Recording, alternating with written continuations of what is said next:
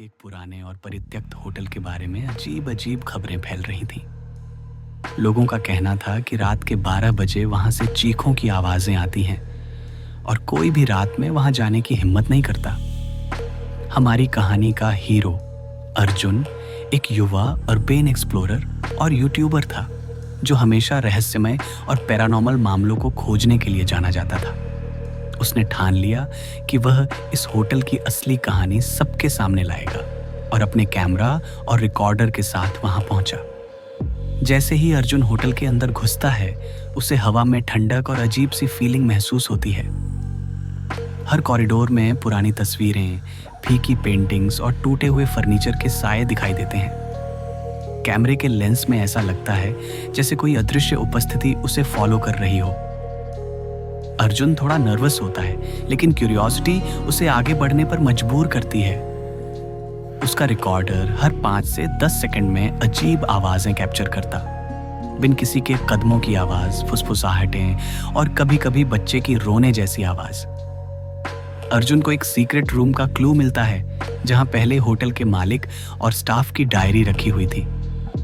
Diary में लिखा था कि 1998 में होटल के एक वीआईपी गेस्ट अचानक गायब हो गए थे और उसके बाद होटल में अजीब घटनाएं शुरू हो गई। अर्जुन पढ़ता है कि कोई अदृश्य शक्ति होटल में रहने वाले लोगों और मेहमानों को टारगेट कर रही थी और हर शिकार के साथ एक पहेली छोड़ी जाती थी, जैसे कि उनके सीक्रेट्स और फियर्स को एक्सप्लॉइट किया जा रहा हो। अर्जुन और उसकी टीम बेसमेंट में जाते हैं, जहां उन्हें पता चलता है कि वहां एक हिडन पैसेज है जो पुराने स्टाफ क्वार्टर से जुड़ा हुआ है। पैसेज के अंदर अर्जुन को एक पुरानी दरवाजे वाली जगह मिलती है, जिसमें अजीब सिंबल्स और हाथ के निशान हैं। कैमरे की फ्लैश में अर्जुन नोटिस करता है कि दीवार पर कुछ लिखा है, यहां से कोई वापस नहीं जाता। अचानक एक शैडो मूव होती है और अर्जुन का हार्ट बीट तेज हो जाता है। वह समझ जाता है कि एंटिटी ने उन्हें नोटिस कर लिया है। अर्जुन डरता नहीं और बेसमेंट में और गहराई में जाता है।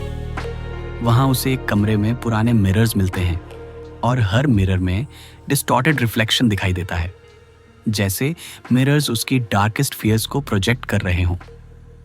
उसे एक पुरानी डायरी मिलती है जो होटल के ओरिजिनल ओनर की थी। डायरी में लिखा था कि होटल एक कर्ज का सेंटर बन गया है और हर साल एक नई आत्मा एंटिटी को फीड करने के लिए सेलेक्ट की जाती है।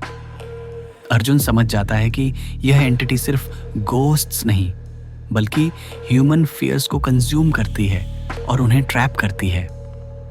अचानक लाइट्स ब्लिंक करना शुरू हो जाती है और अर्जुन का कैमरा ग्लिच करता है। उसके पीछे एक फिगर दिखाई देती है, एक गोस्टली महिला जिसका चेहरा पूरी तरह डिस्टॉर्टेड है। अर्जुन फ्रीज हो जाता है, लेकिन रिकॉर्डर ऑन करके उसकी आवाज रिकॉर्ड करता है। एंटिटी की विस्पर्स कैप्चर होती हैं, तुम्हें यहां से जाने की परमिशन नहीं। अर्जुन और ऑडियंस दोनों टेंशन में होते हैं, क्योंकि यही वह पल है जब हॉरर अपने पीक पर होता है। अर्जुन जल्दी से एस्केप प्लान बनाता है और मिरर्स के थ्रू पैसेज नेविगेट करता है। हर कदम पर एंटिटी उनका ट्रैक करती है और इल्यूजन क्रिएट करती है, जैसे फ्लोर गायब हो रहा हो, वॉल्स करीब आ रही हों और उनके सामने उनके फियर्स फिजिकली अपीयर हो रहे हों। अर्जुन अंत में एक विंडो तक पहुंचता है और आखिरी मिनट में जंप करके बाहर निकल जाता है।